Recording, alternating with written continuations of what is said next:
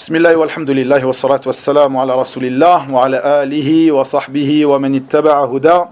Amma ba'du, fa aujourd'hui, le 6 du mois de Jumad al-Akhira de l'année 1443 après la hijra de notre prophète Muhammad sallallahu alayhi wa sallam, nous entamons le 4e cours de notre série de cours sur l'explication des fondements de la sunna de l'imam Ahmad ibn Muhammad ibn Hanbal al-Shaybani, imam Ahl al-Sunnah, rahimahullah ta'ala. En quelle année est mort l'imam Ahmed?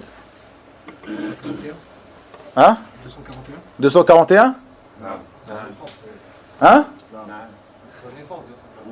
Non, 241, c'est sa mort. Ahsantum. Il est né en quelle année? 164. Il est né en quelle année? Il est né en quelle année? Ahsant, Mustafa, barakallahu fik.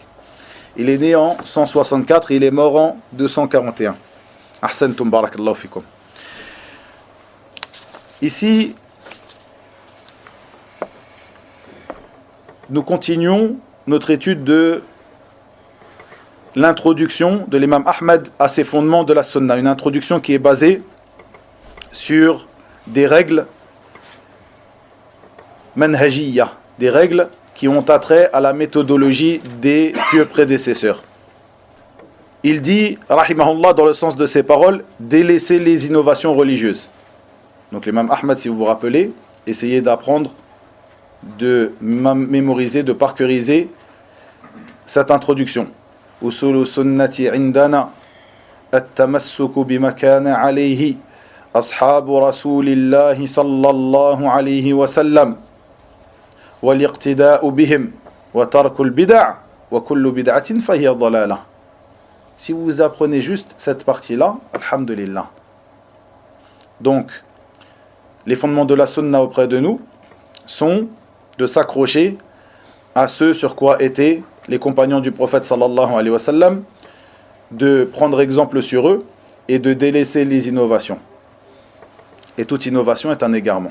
Ici, nous expliquerons la partie où il dit délaisser les innovations religieuses. Le Cheikh Rabi' ibn Hadi al-Madkhali hafidhahullahu azza wa jal dit, dans le sens de ses paroles, parmi les fondements des gens de la sunna, il y a le fait de délaisser les innovations religieuses. Donc ceci est la parole de l'imam Ahmed.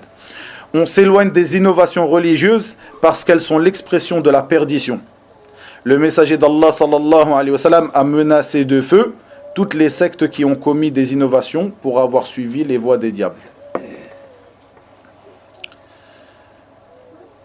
On a défini ce qu'était as-sunnah. Qu'est-ce que sunnah? La sunna. Qu'est-ce que la sunna, ya ayyuha al-ikhwa? On a déjà défini ça. Hein? Salih, tfaddal. Parole, approbation et caractéristiques physiques et morales.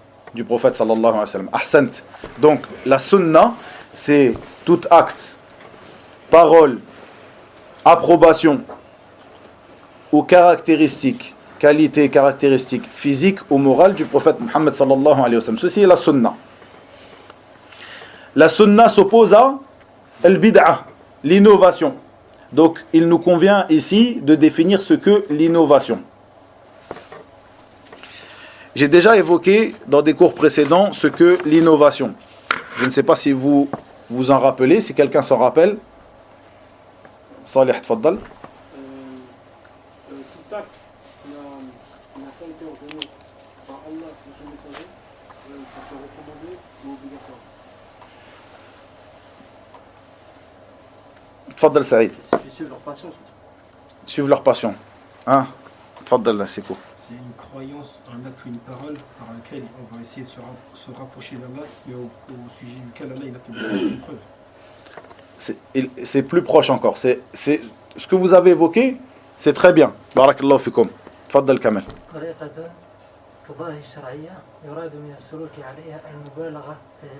Ahsant.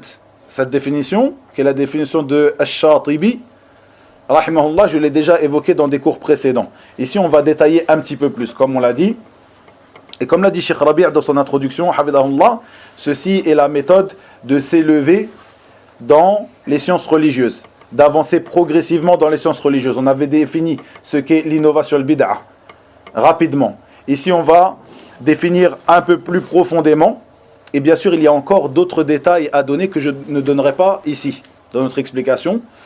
Ce seront des choses que j'expliquerai plus en détail dans des cours prochains, Inch'Allah ta'ala, dans l'étude de prochains livres, Inch'Allah azza wa jal. Donc ici, Kamel, Hafidahullah, nous a cité la définition de Ash-Shatibi, l'imam Ash-Shatibi, dans son livre Al-I'tisam. L'imam Ash-Shatibi est mort en quelle année? On l'a déjà évoqué précédemment. Il est mort en 790 après la hijra du prophète Mohammed sallallahu alayhi wa sallam. Ces dates, je vous ai déjà dit précédemment pourquoi elles étaient importantes. Aussi, elles sont importantes pour que vous voyez un petit peu dans quel siècle vivait cette personne parmi ces grands imams qui a donné cette définition que l'on apprend ici. Donc l'imam Shatibi a dit à propos de l'innovation al-bid'ah, c'est une voie dans la religion qui est inventée. Une voie, un chemin dans la religion qui est inventée, qui ressemble à la voie légiférée. Donc la voie légiférée par Allah et son prophète sallallahu alayhi wa sallam. Elle lui ressemble. Et ce qui est voulu par la personne qui emprunte cette voie est ce qui est voulu par la personne qui emprunte la voie légiférée. C'est-à-dire le fait de se rapprocher d'Allah tabaraka wa ta'ala. Hein, qui l'a écrit? Tfaddal Salim. C'est une voie inventée dans la religion d'Allah qui ressemble à la voie légiférée et ce qui est voulu par la personne qui emprunte cette voie est ce qui est voulu par la personne qui emprunte la voie légiférée. Qu'est-ce qui est voulu par cette personne? L'adoration d'Allah tabaraka wa ta'ala, se rapprocher d'Allah azza wa jal. Ceci est la définition de l'imam Shatibi. Et les savants ont l'habitude de rapporter cette définition car elle est une définition qui est globale, qui englobe toutes les sortes d'innovations. D'autres parmi les savants donnent d'autres définitions que je vais rapporter ici rapidement qui seront peut-être plus faciles à comprendre. Et Shaykh ibn Uthaymin rahimahullah dit que la bid'a, l'innovation, c'est une chose qui a été inventée en religion et qui contredit ou qui est en désaccord avec ce sur quoi était le prophète sallallahu alayhi wa sallam et ses compagnons comme croyance ou pratique.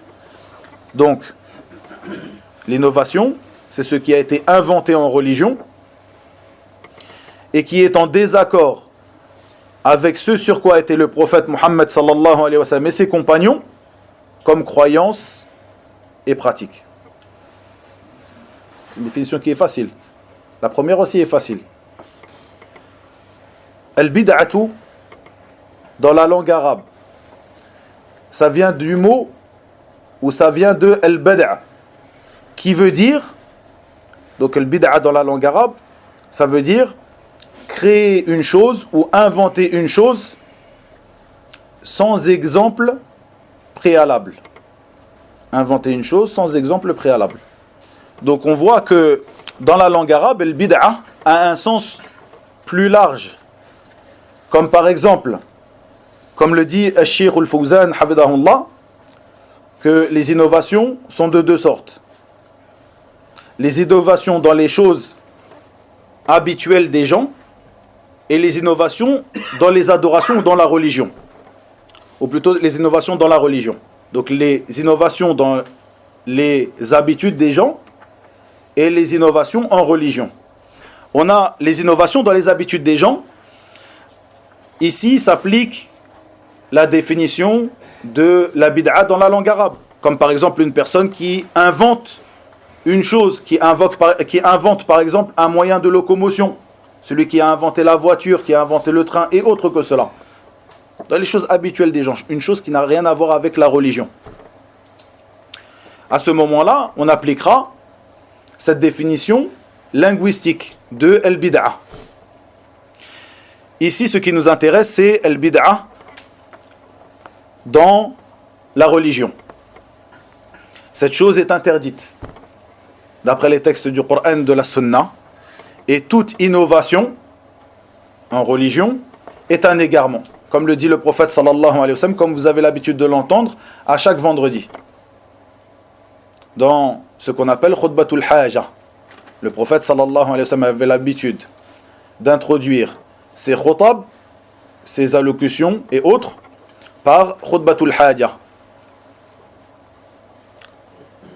Et donc il dit dans cette introduction, toute innovation est un égarement. Toute innovation en religion est un égarement. Donc ceci est interdit. Et le prophète sallallahu alayhi wa sallam de dire aussi, comme dans ce hadith rapporté par notre mère Aïcha radiyallahu anha, qui se trouve dans les deux recueils authentiques, il dit dans le sens de ses paroles, celui qui innove dans notre affaire, c'est-à-dire dans notre religion, dans notre affaire, fi amalina, dans notre affaire, notre religion, ce qui n'en fait pas partie, cette chose est rejetée. Cette chose qu'il aura innové, qu'il aura inventé, sera rejetée.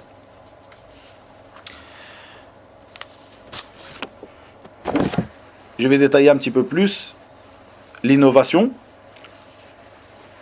au fur et à mesure que je vais lire les paroles de Cheikh Rabi' hafidahullah. Il dit rahimahullah, une fois le messager d'Allah sallallahu alayhi wa sallam traça une ligne droite et dit, il était avec ses compagnons sallallahu alayhi wa sallam, il traça une ligne dans le sol droite et il dit, c'est le chemin d'Allah, cette ligne est le chemin d'Allah. Puis il traça des lignes à droite et à gauche de celle-ci et dit, voilà les sentiers. Devant chaque sentier il y a un diable qui appelle vers cela. À chaque sentier il y a un diable qui appelle vers cela. Vous voyez l'image un petit peu? Il traça donc un trait droit et des traits à droite et à gauche aux deux extrémités, aux deux côtés de cette voie. Cette voie droite est as-sirat al-mustaqim, la voie droite, la voie d'Allah tabaraka wa ta'ala. Et à droite et à gauche de cette voie, des sentiers. À la tête de chacun de ces sentiers, ou devant chacun de ces sentiers, se trouve un diable qui appelle à ce dernier. Réfléchissez et méditez sur le fait que le chemin d'Allah tabaraka wa ta'ala est unique. Un seul chemin. Comme le groupe est un seul groupe, comme on l'a vu précédemment, si vous vous rappelez, dans l'Usul Sitta. Al-Jama'a. Il n'est pas venu dans les textes du Coran, de la Sunna, le fait de se cramponner à Al-Jama'at, au groupe, mais plutôt à un seul groupe. Al-Jama'a. À l'inverse de ceux à quoi appellent les gens de l'innovation, parmi l'Ikhwan et autres, qui appellent à se cramponner au groupe des musulmans, les différents groupes. Ceci légitimise pour eux le fait de constituer des partis politiques, des groupes, et chaque groupe s'entraide, comme ils le disent, pour arriver à un but. Et le but auquel ils veulent, eux, n'est pas le même but que celui auquel a appelé le prophète sallallahu alayhi wa sallam et ses compagnons, radiyallahu anhum ajma'in. Donc réfléchissez et méditez sur le fait que le prophète sallallahu alayhi wa sallam a tracé un trait droit. Le chemin d'Allah azza wa jalla est unique, comme al-jama'a, le groupe, est unique. Et les chemins des diables, de shayatin, sont diverses, à droite et à gauche. Ils sont nombreux. Donc les voies de l'égarement sont nombreuses.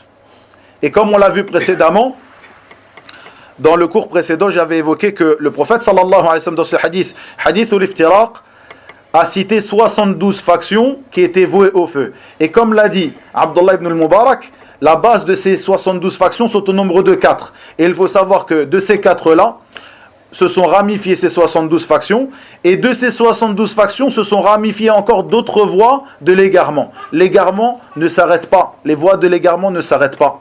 Les innovations, par ce qu'implique ce terme d'innovation, d'invention, ne s'arrêtent pas. Tu peux toujours innover, inventer. Mais les textes du Coran, de la Sunna sont fixes.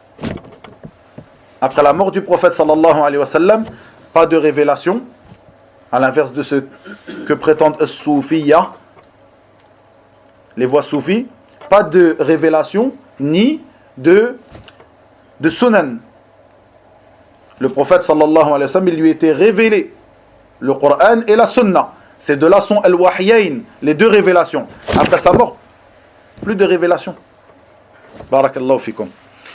Il dit donc, rahimahullah, il dit donc, hafidahullah ta'ala, faites donc très attention aux innovations religieuses et aux égarements. Le messager d'Allah sallallahu alayhi wa sallam a mis en garde contre cela.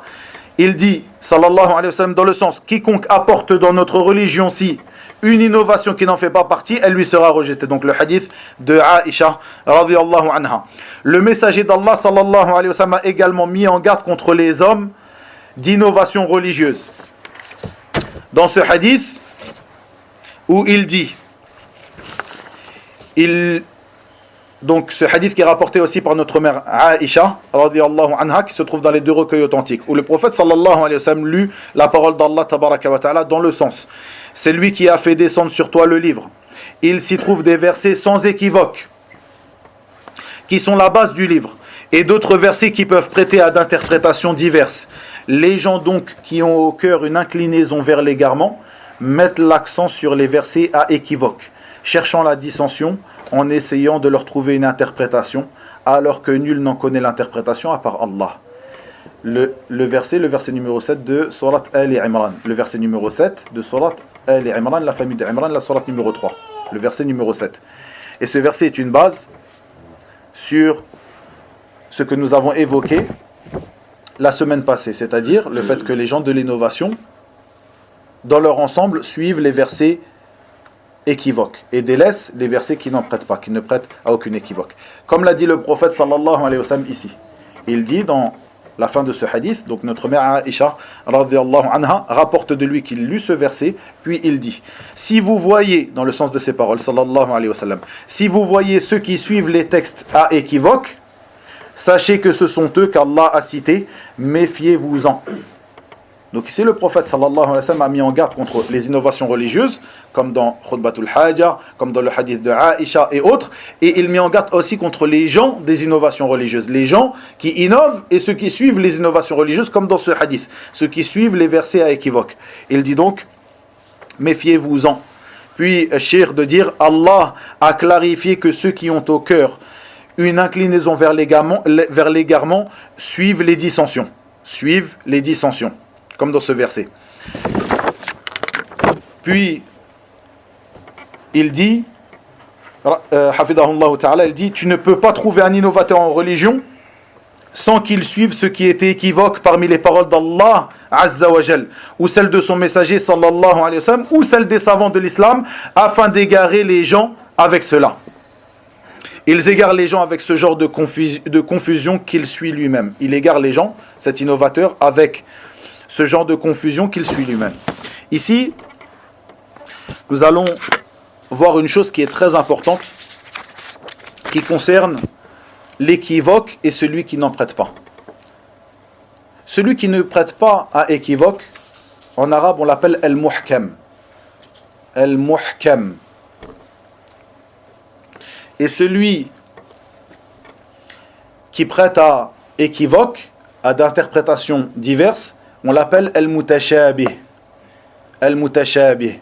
Donc écrivez, si vous voulez écrire en arabe al-muhkam, celui qui est sans équivoque. Et al-mutashabih, celui qui est équivoque, qui prête à d'interprétations diverses. Cette recherche est une recherche qui est en relation avec la science des fondements du tafsir, des fondements de l'exégèse. Et je vais vous résumer rapidement ce qu'il en est. Il faut savoir que dans le Coran, il y a des versets qui sont muhkam, donc qui ne prêtent à aucune équivoque, et il y a des versets qui sont qu'on appelle mutashabih, donc qui sont équivoques, comme il est venu dans ce verset.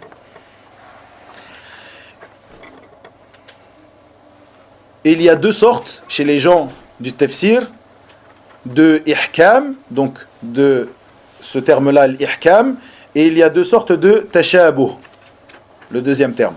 Pourquoi je le laisse en arabe ici? Parce que ces deux sortes-là sont différentes en fonction des versets du Coran. Premièrement, al-ihkam wa tashabuh général, c'est-à-dire que tout le Coran est muhkam et tout le Coran est aussi mutashabih.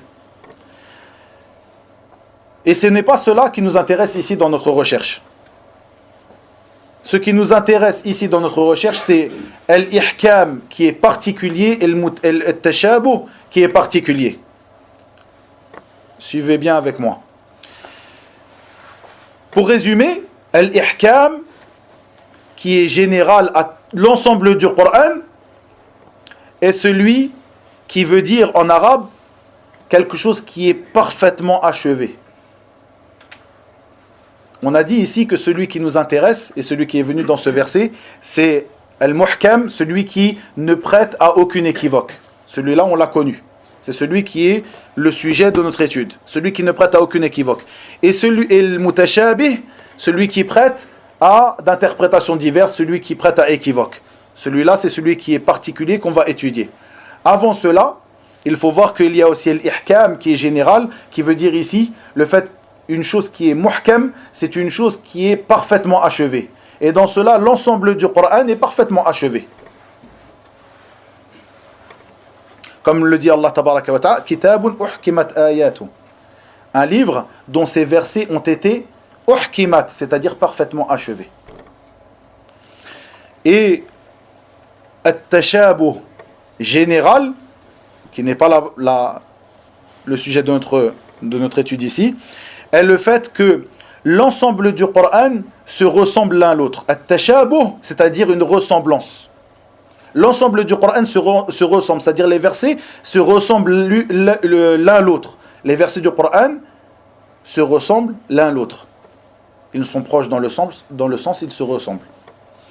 Ceci n'est pas le sujet de notre cours ici, mais gardez-le de côté.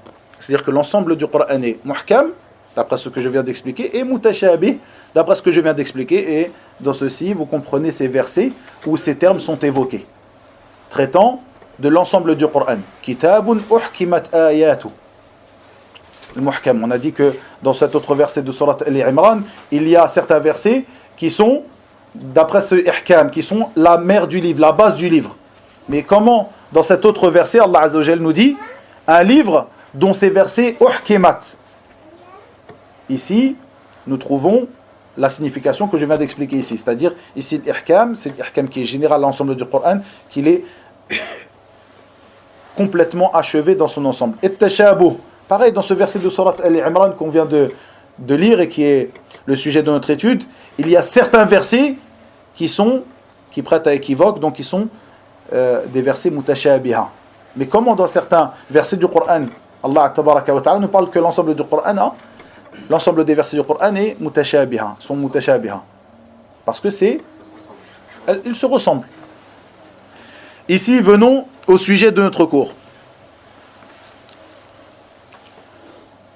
Le sens, comme le dit Cheikh Ibn Uthaymin rahimahullah dans son livre Usul fi tafsir, donc les fondements du tafsir, il dit le sens de ce ihkam, c'est-à-dire que les versets ne prêtent à aucune équivoque et que le sens du verset est clair et apparaît clairement à la personne qui la lit.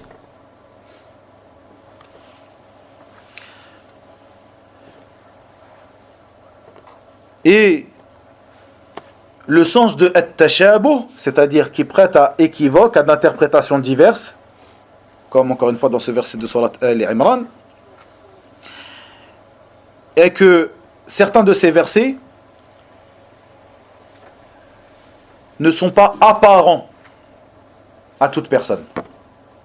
On ne dit pas qu'ils ne sont pas clairs. Ils ne sont pas apparents. Le sens du verset n'apparaît pas à toute personne. C'est pour ça que Allah tabaraka wa ta'ala a dit dans ce verset de Surat Al-Imran, alors que nul n'en connaît l'interprétation à part Allah, puis il dit dans la suite du verset, et ceux qui sont bien ancrés dans la science. Et il y a deux manières de lire ce verset, pour ne pas rentrer dans trop d'explications, soit en s'arrêtant à cette parole, alors que nul n'en connaît l'interprétation à part Allah, et on s'arrête ici, et on lit ensuite la suite du verset qui est mais ceux qui sont bien enracinés dans la science disent nous y croyons, tout est de la part de notre Seigneur. Si on s'arrête à part Allah, on s'arrête puis on reprend. Mais ceux qui sont bien enracinés dans la science disent, ici lorsqu'on se sera arrêté, on voudra dire que seul Allah connaît le sens de ces versets. Et il y a une autre manière de réciter, qui est rapporté de As-Sahaba, donc qui rapporte cela, eux qui ont vécu avec le prophète sallallahu alayhi wa sallam, qui est de continuer la récitation, de dire à part Allah et les enraciner dans la science. À ce moment-là, selon cette manière de réciter le Coran, qui est une manière de réciter qui nous éclaircit le sens du verset. Cela voudra dire à part Allah et les enraciner dans la science, ceux qui ont une science ferme et enracinée. Ceux-là aussi connaissent le sens de ces versets. Vous comprenez? Deux manières de lire ce verset. Pour résumer, donc ce tashabuh, tfaddal. Excusez-moi. Il y a le verset où il dit aussi qu'il est clair. C'est-à-dire Hada bayan. En parlant du Coran. Bayan, tout le monde connaît c'est quoi bayan. Hada bayanun linnas. Hein? Bayan, c'est même en l'argot arabe. Dans ce verset, non, dans ce verset, Hada bayanun linnas, c'est-à-dire ceci est un éclaircissement pour les gens. Dans ce Coran, il y a un éclaircissement pour les gens. Ici, Hada bayanun linnas, le Coran est un éclaircissement. Et dans un autre, il est clair. Comme je viens de le lire ici. Kitabun uhkimat ayatu. Et comme je viens de l'expliquer, il y a deux sortes de ihkam et de tashabuh dans le Coran. Il y a ce ihkam qui est général à l'ensemble du Coran. Tout le Coran est muhkam. Mais quel est le sens de muhkam? Complètement, parfaitement achevé. Et ce sens de tashabuh, que les versets se ressemblent les uns les autres. Alors qu'il y a ce ihkam khas qui est évoqué ici dans ce verset. Comment on peut comprendre donc ce verset où Allah Azza wa Jalla nous dit dans le sens, il s'y trouve des versets sans équivoque qui sont la base du livre. Hunna umul kitab wa ukharu mutashabihat. Et d'autres et d'autres versets qui peuvent prêter à d'interprétations diverses. Non, qui peuvent prêter à d'interprétations diverses. C'est pour ça qu'Allah Azza wa Jalla après il dit dans le verset donc فَأَمَّا الَّذِينَ فِي قُلُوبِهِمْ زَيْغٌ فَيَتَّبِعُونَ مَا تَشَابَهَ مِنْهُ ابْتِغَاءَ الْفِتْنَةِ وَابْتِغَاءَ التَّأْوِيلِ إِذًا يَتَّبِعُونَ مَا تَشَابَهَ مِنْهُ. Juste ça ressemble. Et eux ils suivent la ressemblance. C'est ce que je suis en train d'expliquer en fait ici. Et ils suivent ici, c'est pas la ressemblance qui est voulue dans le tashabuh. Ici, le tashabuh, c'est pas la ressemblance. Parce que si une personne suit la ressemblance entre deux versets, une personne qui suit la ressemblance entre deux versets, est-ce que cette personne-là... La ressemblance, ça veut dire, déjà, il n'y a pas le vrai. Ça ressemble. Et le mec, il suit la ressemblance. لا هذا خطأ ليس هذا يا أخي. شوف اسمع الشرح. Ici, le tashabuh ici, c'est comme je viens de l'expliquer ici, le tashabuh, comme le disent les ulama, ce tashabuh, c'est que الآية معنى الآية خفي يخفى على بعض الناس. لذلك الله عز وجل يقول ماذا؟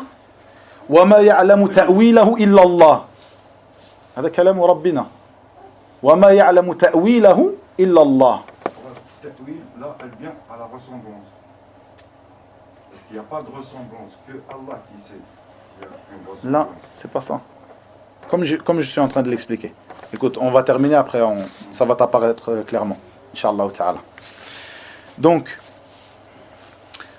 et pour revenir donc, at-tashabuh ici, donc, le verset qui prête à équivoque ou à d'interprétations diverses, c'est celui qui n'est pas apparent, dont son sens n'est pas apparent à toute personne. Comme je viens de le dire selon les deux récitations, soit que ce verset, personne ne connaît son sens à part Allah, ou alors personne ne connaît son sens à part Allah et les enraciner dans la science.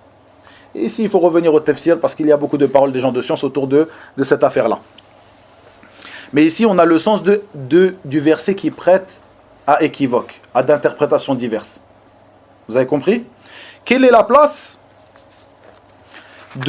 ou quelle est la position, de ar-rasikhuna fil ilm, ceux qui sont bien enracinés dans la science comme évoqué dans ce verset.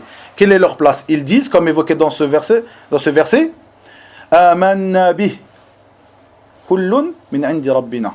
Nous avons cru en lui, tout est de la part de notre Seigneur. Que nous connaissions le sens ou que nous ne connaissions pas le sens de ce verset, nous y croyons, tout est de la part de notre Seigneur tabaraka wa ta'ala. Ceci, même si ce verset est équivoque, peut prêter à d'interprétations diverses. Mais nous ne délaissons pas celui qui est clair, apparent, évident, al-muhkam, pour celui qui est mutashabi, donc qui prête à d'interprétations diverses. Nous ne délaissons pas celui-ci pour celui-là. Nous restons sur celui qui est muhkam. Et ceci est la place des croyants. La position des croyants face à ces versets qui peuvent prêter à d'interprétations diverses. Comme vous l'avez vu, dans quel hadith? Le hadith de l'Jahannamiyin. De même que dans cette munadhara, ce débat d'Ibn Abbas. Nous avons des textes qui sont clairs, qui montrent que le croyant, s'il meurt sur At-Tawhid, il rentrera au paradis. Et il y a des textes, et ceci même s'il passe par l'enfer, même s'il est châtié en enfer pour ses péchés, du moment qu'il meurt avec At-Tawhid dans son cœur, il rentrera au paradis. Et il y a des versets, ces versets qui ont été utilisés par Yazid al-Faqir lorsqu'il est venu voir Jabir ibn Abdillah, qui peuvent prêter à d'interprétations diverses. Que la personne qui n'est pas enracinée dans la science ou qui ne suit pas la voie des enracinés dans la science de dire nous y croyons, tout est de la part de notre Seigneur, mais nous restons sur al-muhkam, celui qui est évident, eh bien, celui-là, s'il a un égarement dans le cœur et qu'il recherche al-fitna, la dissension et al-ta'wil, comme dans le verset, celui-ci, s'égarera en suivant al-mutashabi, celui qui prête à d'interprétations diverses. Vous avez compris? Ceci est la place des enracinés dans la science et donc doit être la place de tout croyant de dire nous y croyons, tout est de la part de notre Seigneur. Ceci est très important. Pourquoi de détailler cela? Parce que comme on l'a dit, chaque innovateur suit dans son innovation Mada al-mutashabih, celui qui est équivoque, et délaisse al-muhkam, celui qui ne prête à aucune interprétation ou qui ne prête pas à d'interprétations diverses. Vous comprenez? Donc ici vous avez le sens de ces interprétations, de l'équivoque et de celui qui ne prête à aucune équivoque. Barakallahu fikum. Puis le cheikh de dire hafidahullah dans le sens, dans la majeure partie des prêches ou discours ou la totalité, le messager d'Allah sallallahu alayhi wa sallam prêchait avec cela. Ceci dit, amma ba'd, la meilleure des paroles est celle d'Allah et la meilleure des guidées est celle de Muhammad sallallahu alayhi wa sallam. Les pires des choses sont les hérésies, al-bida', les innovations. Toute innovation est une invention ou toute invention est une innovation religieuse et toute innovation religieuse est un égarement. Donc ici, notre prophète sallallahu alayhi wa sallam dans ce hadith a jugé que toute innovation est un égarement. Ici, le cheikh nous dit, ce texte se trouve donc Khutbatul Haja dans l'authentique du Sahih Muslim, de l'imam Muslim, donc Sahih l'imam Muslim, d'après le hadith de Jabir ibn Abdillah. Puis il dit, hafidahullah, quiconque déclare que les innovations religieuses se subdivisent en bonnes et mauvaises, contredit et s'oppose à ce principe provenant de celui qui ne parle pas sous l'effet de la passion, le prophète Mohammed sallallahu alayhi wa sallam. Donc celui, ici Cheikh nous parle d'une chose qui est très importante, celui qui prétend que les innovations religieuses, el bid'a, se subdivisent en bonnes et mauvaises. Donc une bonne bid'a, une bonne innovation, une mauvaise innovation. Celui-ci a certes contredit cette parole du prophète sallallahu alayhi wa sallam qu'on a l'habitude d'entendre tous les vendredis. Toute innovation est un égarement. Toute innovation, sans exception, toute innovation en religion est un égarement. Donc celui qui prétend qu'il y a des bonnes et des mauvaises innovations, celui-ci contredit clairement la parole du prophète sallallahu alayhi wa sallam. Et ceci même si cette personne qui a dit cette parole fait partie des grands savants. Nous avons la parole du prophète sallallahu alayhi wa sallam. Nous ne nous fanatisons pas sur la parole d'un imam, quel qu'il soit, à part l'imam des imams, Muhammad sallallahu alayhi wa sallam. Donc l'innovation ne se subdivise pas en bonne et mauvaise. Ici, une ambiguïté que rapportent les gens qui appellent à cela, au fait qu'il y a des bonnes innovations et des mauvaises innovations. Tfaddal. Omar, il a remis la salat de Tarawih. Ahsan. Il a dit c'est une bid'a hasana.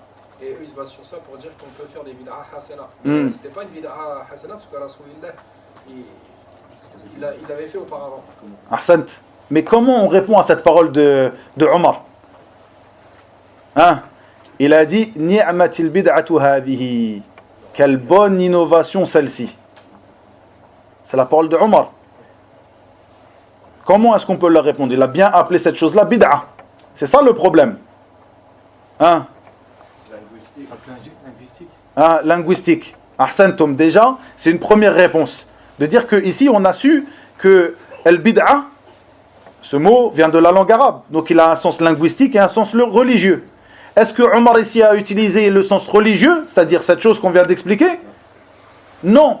Pourquoi? D'après ce qu'a dit le frère Zallah Khair, le prophète sallallahu alayhi wa sallam l'avait déjà prescrite, cette prière de Tarawih, avant lui. Et les savants répondent avec une bonne réponse aussi à cette ambiguïté. Ils disent que ici, Omar a voulu répondre à une parole qui lui aura été dite. C'est ce qu'on appelle en arabe al-mushakala. Al-mushakala, c'est une forme c'est une manière de parler en arabe. Bil-mushakala, c'est-à-dire comme si une personne a dit à Omar, ma hadhi al-bid'a, quelle est cette innovation que vous faites ici? Quelle est cette chose que vous faites? Peut-être que cette personne n'a pas voulu al-bid'a religieusement, peut-être simplement dans la langue arabe, mais c'est comme ça que les Arabes parlent. Al-bid'a, une chose quelle est cette chose que nous ne connaissons pas? Quelle est cette chose inventée? Quelle est cette nouvelle chose? Et Omar de lui répondre, ni'matil bid'atu hadhihi. Quelle bonne innovation que celle-ci. Tu appelles cette chose-là une innovation? C'est une bonne innovation. Mais si tu regardes dans l'ensemble des textes du Coran et de la Sunna et des paroles des Sahaba, radouanallahi alayhim, tu ne trouveras pas une chose qui tient de preuve à cette division, cette subdivision de la bid'a en bonne et mauvaise. À part cette chose à laquelle il s'accroche, et comme vous l'avez compris, d'après la parole des frères ici, jazakumullahu khayra, que cette chose n'est pas une bid'a religieuse, comme on vient de l'expliquer. Tfaddal. Toutefois, j'avais entendu aussi dans un cours que cet argument n'était pas valable parce que Omar faisait partie d'un khulafa ar-rashidin et que le prophète alayhi salam il a dit alaykum sunnati wa sunnati jusqu'à la fin. Ahsant. Barakallahu fik ya Sikou. Jazakallahu khair. Comme l'a dit le frère, même cet argument n'est pas valable puisque le prophète sallallahu alayhi wa sallam nous a ordonné de suivre sa sunna et celle de ses califes bien guidés. Et Omar en fait partie. Jazakallahu khair. Une autre chose sur la division, la subdivision de l'innovation, avant de terminer le cours d'aujourd'hui. On a dit que les innovations se divisent en innovations dans les habitudes des gens, les affaires mondaines des gens, et les innovations en religion. Il y a encore d'autres subdivisions que l'on peut faire, comme je vous l'ai dit, mais si on rentre là-dedans, dans cette explication, on va y passer tout un cours à expliquer cela. Donc ici, encore une fois, selon ce à quoi on s'est engagé dans nos cours, c'est-à-dire d'apprendre des fondements, des bases. On a déjà évoqué ce qu'était l'innovation, ici on l'a revu, et on rajoute encore une fois, et ceci est la manière de s'élever dans la science, d'avancer progressivement. On dira que l'innovation en religion est de plusieurs sortes. Soit ce sera une innovation qui sera une parole et une croyance. Une innovation qui sera une parole et une croyance. Comme par exemple l'innovation de qui? Hein? Soufiya, wal khawarij, wal murji'a. C'est-à-dire une parole et une croyance. Quelque chose que les gens croient, les gens sont convaincus de telle et telle chose dans leur croyance. Al khawarij, wal rawafid, etc. Ceci, on l'appelle l'innovation del rawafid. Bid'atu al khawarij, bid'atu kada wa kada wa kada. Ceci est une chose. La deuxième subdivision, ce sera l'innovation qui sera dans les adorations. On a donc l'innovation dans les croyances et l'innovation dans les adorations. Comme le Maoulid. Ahsant, on va y venir. Pour résumer, l'innovation dans l'adoration est le fait de chercher à adorer Allah tabaraka wa ta'ala pour une chose qui n'est pas légiférée, comme on l'a dit précédemment. Chercher à adorer Allah par une chose qui n'est pas légiférée. On a plusieurs sortes d'innovation dans l'adoration. La première de ces sortes-là est l'innovation qui sera dans la base de l'adoration. La base de l'adoration, qu'est-ce que ça veut dire? Une personne qui innovera par exemple une prière qui n'existe pas précédemment, qui n'a jamais existé. Il vient, il te dit, voilà, telle prière est une chose qui est légiférée, il faut faire comme cela. Une chose qui n'existe pas à la base. De même que un Eid, c'est-à-dire une fête qui n'existe pas. Comme par exemple, comme l'a dit le frère Zallah Khair, l'innovation de Al-Mawlid Al-Nabawi ainsi que tous les autres Mawalid. Le Mawlid, ce n'est pas une fête religieuse. Nous avons, nous les musulmans, deux fêtes religieuses. Al-Fitr ou Al-Adha. La fête est une adoration. La fête, l'Eid, je parle, c'est une adoration. La prière, c'est une adoration. Mais cette prière, une telle ou une telle que les gens auront inventée, en priant je ne sais pas combien de raka'a, en faisant telle et telle chose et en l'appelant telle prière, ceci est une innovation dans la base de l'adoration. De même que l'Eid, c'est une adoration. Mais le Mawlid, par exemple, c'est une chose qui est à la base. Il n'y a pas de chose qui s'appelle le Mawlid. Ni Nabawi, ni autre que Nabawi. Donc ceci, on appellera une innovation dans la base de l'adoration. La deuxième de ces sortes est une innovation en rajoutant dans une adoration. Comme par exemple de prier une 5e raka'a pour la prière de Dhuhr. Quelqu'un qui vient et qui dit, maintenant, moi, je veux prier 5 raka'at parce que j'aime prier. La prière de Dhuhr, je vais la prier en 5 ou 6 raka'at parce que j'aime la prière. Et c'est une bonne chose. La règle est que az-ziyadatu 'ala al-asli naqsun. Le rajout à la base d'une chose est une diminution en réalité. Lorsque tu rajoutes à une chose qui est parfaite, qui est complète, la religion d'Allah tabaraka wa ta'ala est complète. Si tu cherches à rajouter, tu auras diminué en réalité. Donc, le rajout a une adoration qui est prescrite, bien sûr. On parle d'une adoration qui est prescrite, car un rajout à une adoration qui n'est pas prescrite, on revient encore à la première catégorie que j'ai évoquée. La troisième catégorie de ces innovations dans les adorations, dans la manière d'accomplir l'adoration. On a dit dans la base de l'adoration, dans le rajout d'une adoration prescrite, dans la manière d'accomplir une adoration prescrite. Comme par exemple, de faire l'adhkar en groupe. Ahsant Mustafa. De faire l'adhkar en groupe. L'évocation d'Allah tabaraka wa ta'ala, les invocations en groupe. Ceci est une innovation dans la manière d'accomplir une adoration. C'est-à-dire ces adhkar-là, ils sont légiférés. Mais le fait de se réunir et de les accomplir en groupe en une seule voix, ceci est interdit, ceci relève de l'innovation dans la manière de pratiquer cette adoration prescrite. La dernière ici de cette subdivision que je vous ramène ici. Il y a encore plein d'autres subdivisions que l'on peut faire au sujet de al-bid'ah. La dernière est dans la particularisation d'un temps pour accomplir l'adoration. La particularisation d'une période, d'un temps, pour accomplir une adoration.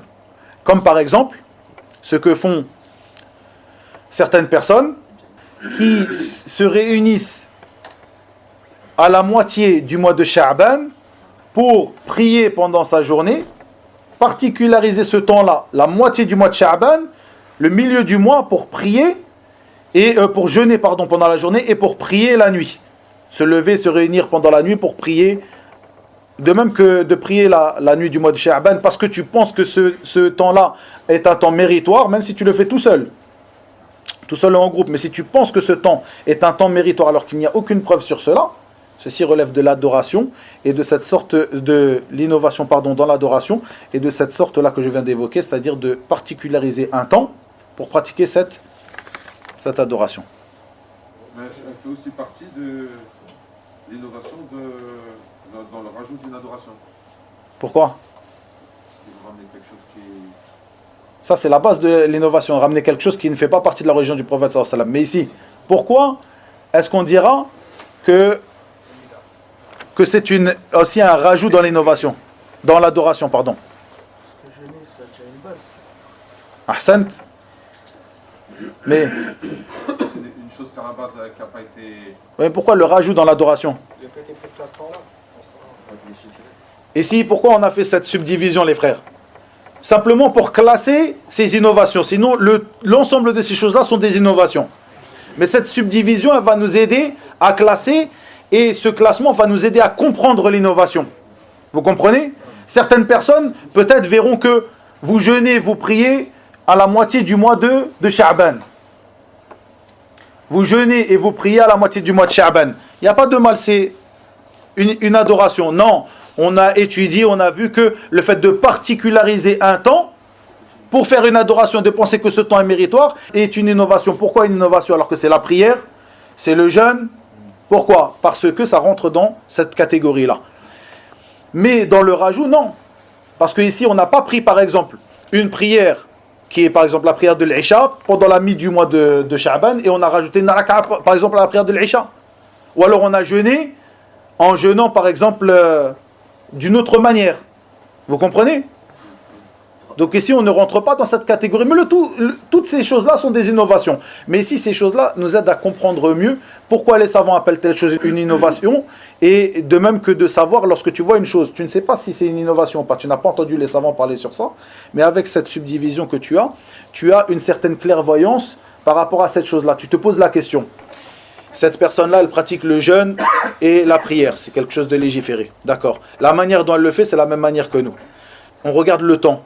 Est-ce que le fait de faire cette chose-là, à ce moment-là, ça a un caractère méritoire? On va regarder, on va rechercher. Si on ne trouve pas de preuve et tu demandes à cette personne, est-ce qu'il y a une preuve, elle ne te donne pas de preuve, tu sais que c'est une innovation. Pas parce qu'il a inventé une adoration, pas parce qu'il a rajouté dans l'innovation, mais pas parce qu'il a pratiqué d'une autre manière, mais plutôt parce qu'il a pratiqué cette chose-là en un temps précis, à propos duquel il n'y a aucune preuve. Vous comprenez? Cette subdivision vous aide à avoir de la clairvoyance par rapport à des choses dont le caractère illicite ne vous est pas parvenu. Mais toi, en tant qu'étudiant, quelqu'un qui a étudié ta religion, tu as une certaine clairvoyance. C'est bien ça la science. La science que tu acquiers te sert à avoir une clairvoyance. قُلْ هَذِهِ السَّبِيلِ أَدْعُو إِلَى اللَّهِ عَلَى بَصِيرَةٍ أَنَا وَمَنِ اتَّبَعَنِي. Dis ceci est mon chemin, j'appelle à Allah ala basira, avec clairvoyance, avec science, clairvoyance. Vous comprenez? Barakallahu fikum. On termine juste ici la parole de Cheikh sur cette partie de l'introduction de l'imam Ahmed. Et comme je vous l'ai dit, cette introduction est une introduction qui tourne autour des règles de al-manhaj, de la méthodologie de nos pieux prédécesseurs, les compagnons du prophète sallallahu alayhi wa sallam et ceux qui les ont suivis dans le bien. Et ces règles-là qu'on apprend vont nous servir dans notre étude du reste du livre. Donc elles sont très importantes et de bien les comprendre est quelque chose de capital. Et lorsqu'on va étudier ces autres fondements évoqués par l'imam Ahmed, ce sont des fondements des gens de la sunna. Donc par opposition, il y a des gens de l'innovation qui auront inventé ou qui auront au moins contredit ces fondements. Lorsqu'on apprend exactement ce qu'est l'innovation, qui est l'innovateur, à quel moment une personne rentre dans une innovation lorsqu'il contredit l'un de ses fondements, ceci nous apparaîtra clairement, et lorsqu'on traitera de telle ou telle secte, on comprendra exactement comment ils ont contredit les fondements de la sunna. Parce que certains sont clairs, mais certains ne sont pas si clairs que ça. Certains sont clairs et certains ne sont pas si clairs que ça. Et parmi les plus grands bienfaits d'Allah tabaraka wa ta'ala sur toi, le fait qu'il t'a guidé à faire partie des gens de la sunna et du groupe. De suivre la sunna du prophète sallallahu alayhi wa sallam et de ne pas être tombé dans les filets de ash-shayatin parmi les djinns et l'ins, parmi les gens de l'innovation et de l'égarement. Comme le disaient certains parmi as-salaf, parmi Mohammed ibn Sirin et autres, il disait je ne connais pas de bienfait meilleur d'Allah Azza wa Jalla sur moi après qu'il m'ait guidé à l'islam du fait qu'il ne m'a pas fait parmi al-Haruriyya, parmi al-Khawarij. Mohammed ibn Sirin, parmi les grands imams de cette communauté. Il dit que le plus grand bienfait d'Allah Azza wa Jalla sur lui, après qu'il l'ait guidé à l'islam, c'est qu'il ne l'a pas fait tomber dans cette innovation, plutôt qu'il a fait de lui parmi les gens de la sunna. Barakallahu fikum. Le cheikh dit donc, pour terminer, il dit, il y en a qui divisent les innovations religieuses comme étant obligatoires, louables, détestées et interdites. C'est-à-dire les 5 principales lois de l'islam. Ce qu'on appelle l'ahkam al-taklifiyya al-khamsa. Une chose en islam sera soit obligatoire, ce qu'on appelle wajib, soit interdite, ce qu'on appelle muharram, soit elle sera licite, ce qu'on appelle jaiz, soit elle sera louable, recommandée, mustahab, soit elle sera détestable, makruh. Il n'y a pas une chose dans notre religion qui sorte de ces 5 principes fondamentaux, comme l'a appelé le cheikh ici. Pourquoi alors l'innovation ne rentre pas dans ces 5 catégories? Parce qu'elle ne fait même pas partie de notre religion, comme elle est venue dans le hadith. Celui qui innove dans notre religion, qui invente dans notre religion une chose qui n'en fait pas partie, cette chose sera rejetée. Elle ne fait même pas partie de la religion. On prend par exemple le mariage. Le mariage fait partie de notre religion. Parfois elle sera obligatoire, parfois elle sera recommandée, parfois elle sera détestable, parfois elle sera autorisée, parfois elle sera même interdite dans certains cas. Vous comprenez? Comme la vente, comme l'achat, comme la location, comme beaucoup de choses. D'accord? À l'inverse de l'innovation, il dit donc, il réfute ceux qui disent que l'innovation rentre dans ces 5 catégories. Pourquoi elle ne rentre pas? Parce qu'elle ne fait même pas partie à la base de notre religion. Il dit donc, c'est une erreur. L'obligation ne s'affirme qu'au moyen d'un argument. L'obligation ne s'affirme qu'au moyen d'un argument. Si ce qu'ils appellent innovation religieuse est prouvé par un argument religieux, cela n'est donc plus une innovation religieuse. Si cela est affirmé par un argument qui prouve son caractère louable, cela n'est donc plus une innovation religieuse, mais une sunna. Comme la prière de At-Tarawih, comme on vient de voir. Le cheikh vous a donné ici la règle. Si ce qu'ils appellent innovation religieuse, bonne, mauvaise, comme ils l'appellent, si cette chose est prouvée par un argument religieux, donc un verset ou un hadith, cette chose-là n'est plus une innovation. Plutôt, elle sera une sunna. De même que son caractère louable, elle ne sera plus une innovation, mais une sunna. وإلى هنا وبالله التوفيق وصلى الله وسلم وبارك على نبينا محمد والحمد لله رب العالمين.